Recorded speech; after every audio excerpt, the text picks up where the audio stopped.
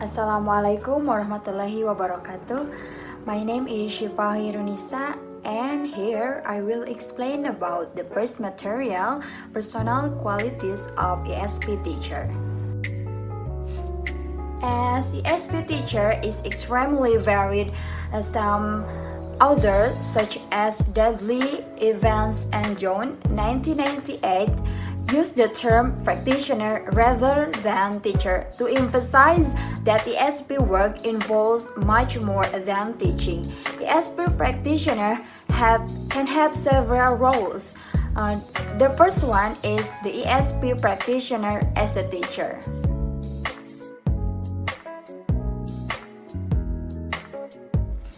ESP is practical discipline with the most important objective of helping students to learn. However, the teacher is not the primary knower of the career content of the material. The students, especially where the course is specifically oriented towards the subject content or work, the students are engaged, may know more about the material than the teacher. The teacher has the opportunity to draw on the students' knowledge of the content in order to generate the communication in the classroom. ESP teachers need to have considerably flexibility, be willing to listen to the learners, take interest in the disciplines or professional activities the students are involved in, and to take some risk in their teaching methods in the class.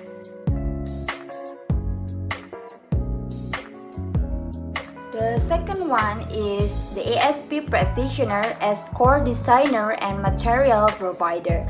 Since it's really possible to use a particular textbook without the need of supplementary material, sometimes no really suitable published material exists for identified the needs.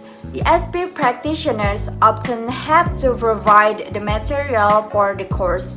This involves selection of published material, adapting material if it's not suitable, or writing it. The ESP teacher also needs to assess of the effectiveness of teaching material use, whether it is published or self-produced material.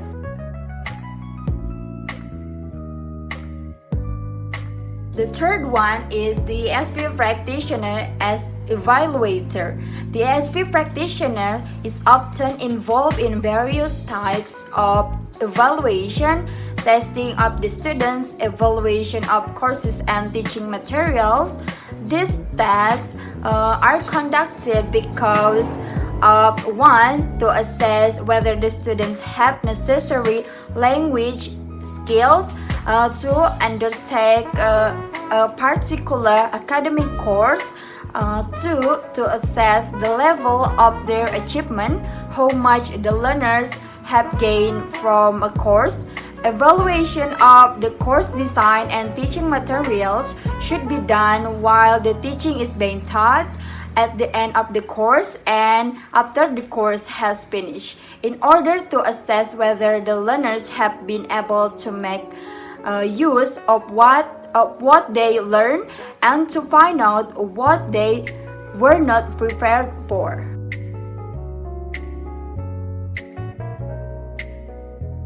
And the last is the ESP practitioner as researcher. The ESP teachers need to be in touch with research. Teachers carrying out of a need analysis, designing a course, or writing teaching material need to be capable of association of incorporating the findings of the research, and those working in specific ESP situation need to be confident that they know what is involved in skill such as written communication. And the next material is about the issue with status and professionalism of ESP teacher.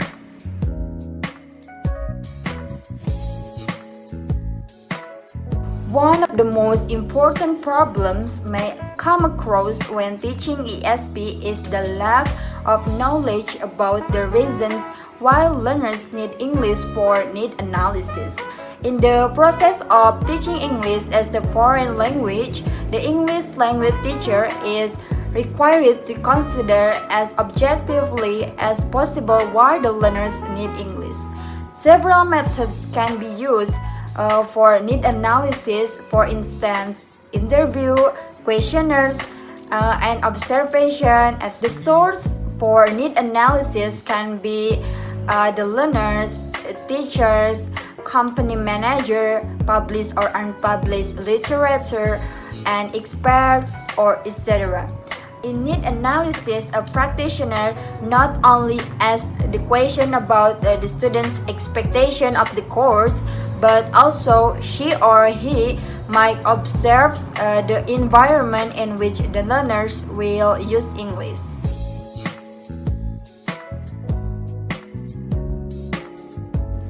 As materials are used in all courses of English, but what they use or how to use in ESP is a challenging key question for many practitioners. In some cases, when the teacher doesn't find ready-made materials completely matching the learner's need, then she or he should create his or her own materials.